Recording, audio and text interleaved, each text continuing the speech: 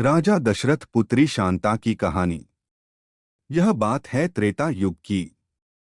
तब प्रभु श्री राम मनुष्य रूप में अवतरित नहीं हुए थे।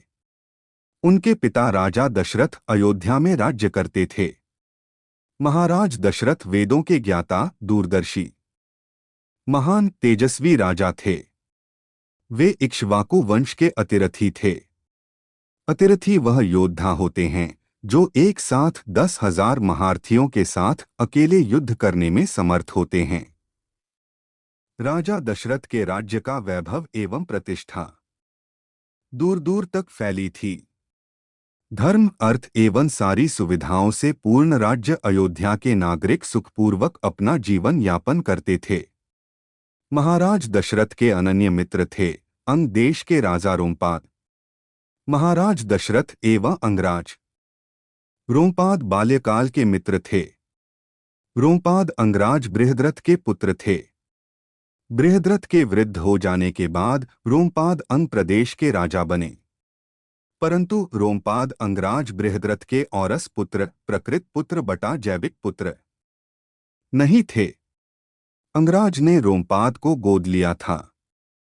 रोमपाद यदुवंशी राजा विदर्भ के पुत्र थे।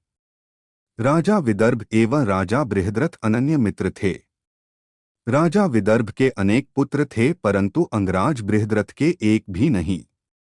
तब अंग प्रदेश के राजा बृहद्रथ ने राजा विदर्भ से उनके पुत्र रोमपाद को गोद ले लिया। इस तरह रोमपाद बृहद्रथ के दत्तक पुत्र हुए। अंगराज रोमपाद का विवाह राजकुमारी वृष्णि से हुआ था। अंगराज रोमपाद को बहुत समय तक संतान प्राप्ति नहीं हुई। उन्हें यह भय सताने लगा कि कहीं उनकी भी संतान नहीं हुई तब क्या होगा। तब महाराज दशरथ की भी कोई संतान नहीं थी। परंतु अपने मित्र का मानसिक कष्ट दूर करने हेतु उन्होंने अपने मित्र रोमपाद से कहा, मित्र, यदि मेरे संतान होने तक तुझे संतान प्राप्ति नहीं होती है तब मैं अपनी पहली संतान तुझे दे दूंगा। राजा दशरथ की पटरानी देवी कौशल्या थी। कुछ वर्ष उपरांत महारानी कौशल्या ने महाराज दशरथ की पुत्री को जन्म दिया। उनकी पुत्री का नाम रखा गया शांता। बाल्यकाल से ही शांता दिव्य लगती थी। उनके माता पिता उनसे अत्यधिक प्रेम करते थे। अंगराज रोमपाद को भी इस समाचार का पता चला। अंगराज रोमपाद अपने मित्र से मिलने चले आए। पहले रोमपाद ने बच्ची को आशीर्वाद एवं सप्रेम भेंट दिया। कुछ पहर बाद उन्होंने महाराज दशरथ को उनकी कही बात याद दिलाई। साथ ही विनती की एवं संतानहीनता की व्यथा कही। महारानी कौशल्या जानती थी कि महाराज दशरथ वचनबद्ध हैं, परंतु महाराज को अपनी पहली संतान से प्रति प्रगाढ़ प्रेम भी था। तब महारानी कौशल्या ने अपनी बात रखी कि हमारी एक संतान हो चुकी है, आगे भी हमारी और संतान होने की संभावना है। परंतु अंगराज रोमपाद की एक भी संतान नहीं है। क्या पता उन्हें संतान होने की संभावना है या नहीं। हमारी पुत्री हमारा हृदय है।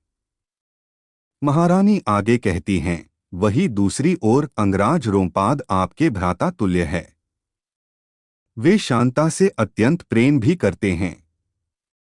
यदि हम अपनी पुत्री उन्हें दे दें तो भ्राता तुल्य मित्र का कष्ट दूर हो जाएगा। वहीं हमारी पुत्री को प्रेम पूर्ण माता पिता भी मिलेंगे। अंततः है तो वो हमारी ही पुत्री, उसके लिए जो करना होगा हम वैसे भी करेंगे ही। इन सब से भी अधिक आवश्यक आपका वचन और मान भी बना रहेगा। महारानी कौशल्या की बात सुनकर राजा दशरथ ने अपनी पुत्री शांता अंगराज रोमपाद को पुत्री स्वरूप में सौंप दिया। शांता को पुत्री रूप में पाकर अंगराज रोमपाद अति प्रसन्न हुए। आगे उन्होंने ने ही देवी शांता का विवाह आदि संस्कार किए। राजा दशरथ ने अपनी पुत्री शांता को त्यागा नहीं था, अपितु अपने अनन्य मित्र रोमपाद, जो संतानहीन थे, को पुत्री रूप में दिया था। दशरथ पुत्री शांता क्या सच में राजा दशरथ ने अपनी बेटी को त्याग दिया था?